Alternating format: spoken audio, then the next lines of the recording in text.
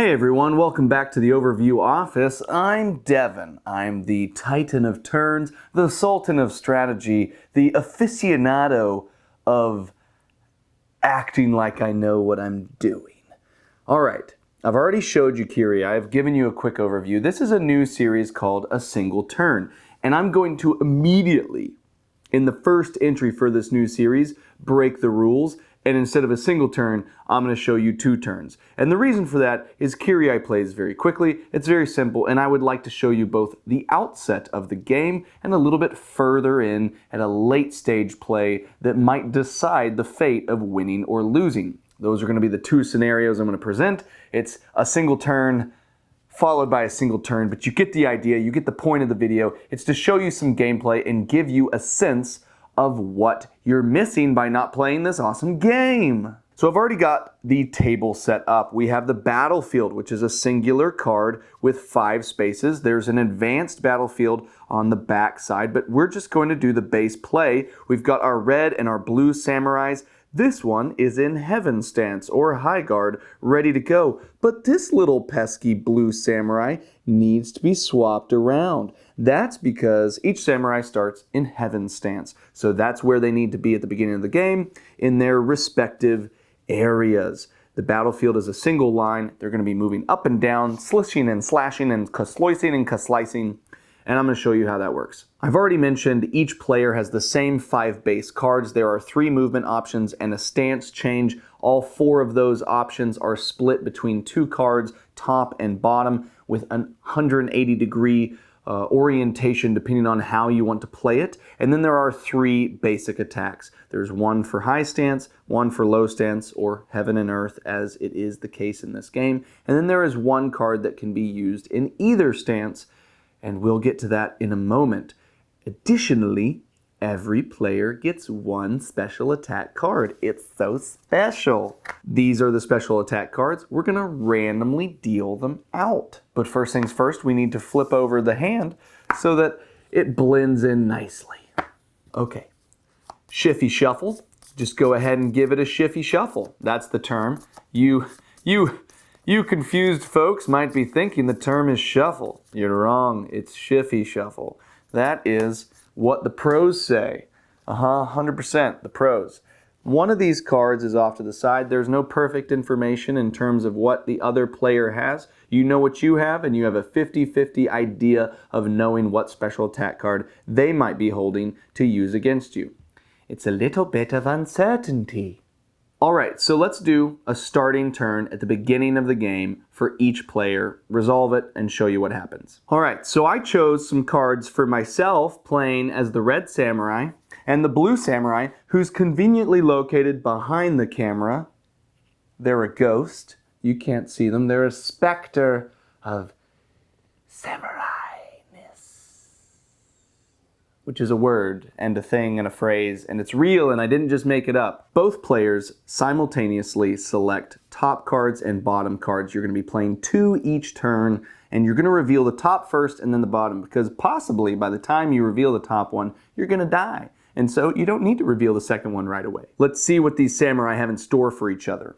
The red samurai is planning a movement. The blue samurai is planning a charge. So both samurais are planning to move. If one samurai was moving and one samurai was attacking, you would actually resolve the movement first and the attack second.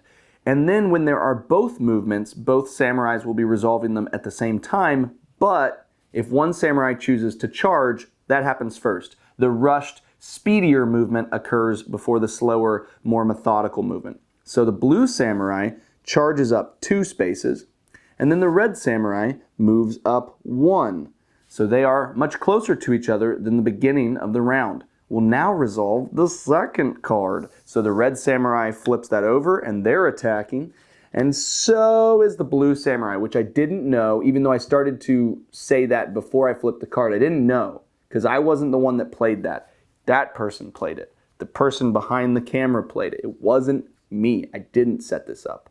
So the red samurai was assuming that the blue character, the blue opponent, would be a little bit more cautious, and they are attacking from heaven stance 2 spaces away, which is now behind the blue samurai. So they're going to whiff their kislois because it's not accurate. It hasn't landed in the correct space. And the blue samurai has also misjudged the pace or the intent of the red samurai by attacking in the same spot as they are in. They thought that the red samurai would either move twice or rush up and do something similar. So they both missed. How do you resolve the end of the turn? You actually are going to be locking away cards for the next round. So the most recent card, the second one, that is going to come off to the side, and the players will not have access to that card for the next round. And then the first card that was played will come back into your hand. That means that there is now known information to your opponent as to what you are unable to play.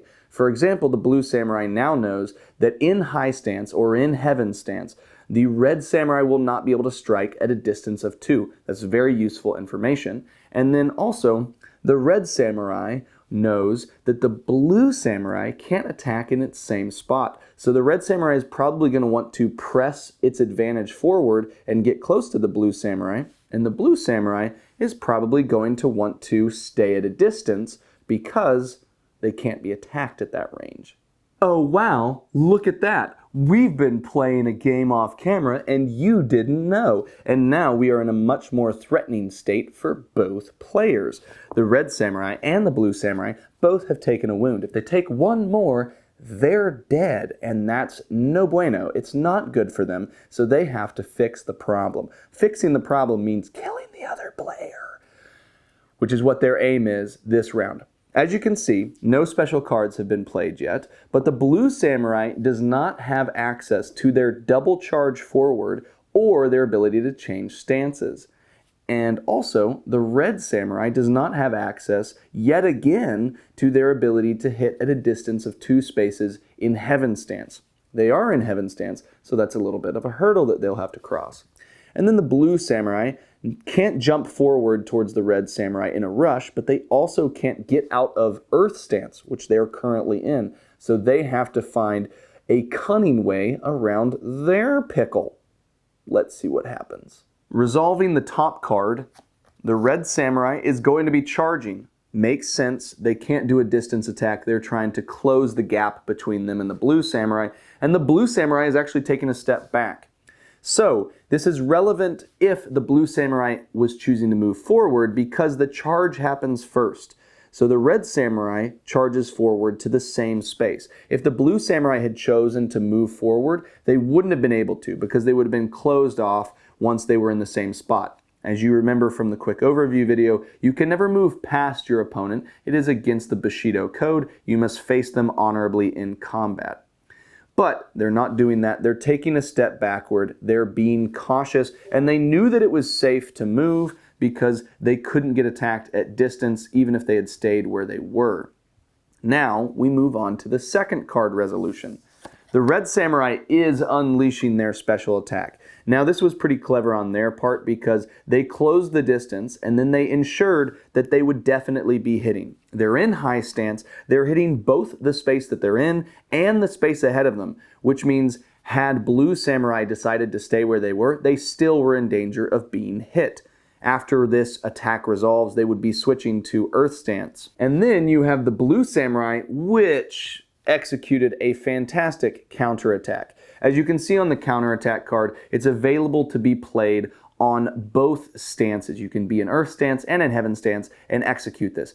It only is effective if your opponent lands a successful hit. If nothing had happened from the red samurai, it would have been a waste of this card. But because they knew they were getting pushed into a corner, they didn't have the ability to charge forward themselves, and so they decided to unleash their special attack.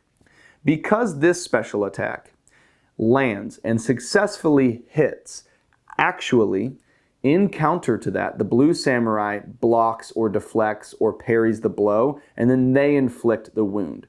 So even though this was well planned by red, blue, they planned accordingly, and they read the room, and red samurai has been defeated, and blue samurai stands victorious.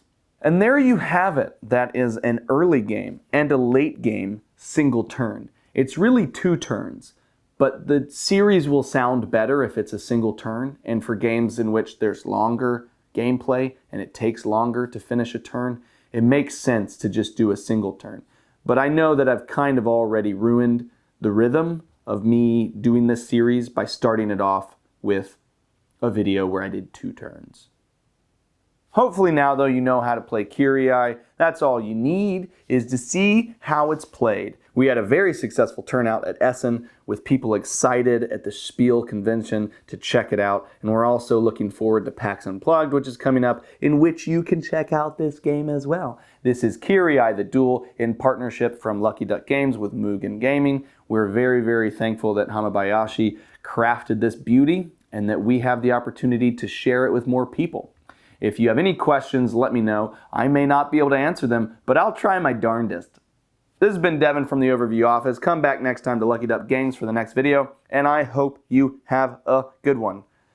Kislois. I'm not going to do that every video. It's just like 2 of the videos that I've done have involved samurai, so it just feels appropriate. Bye.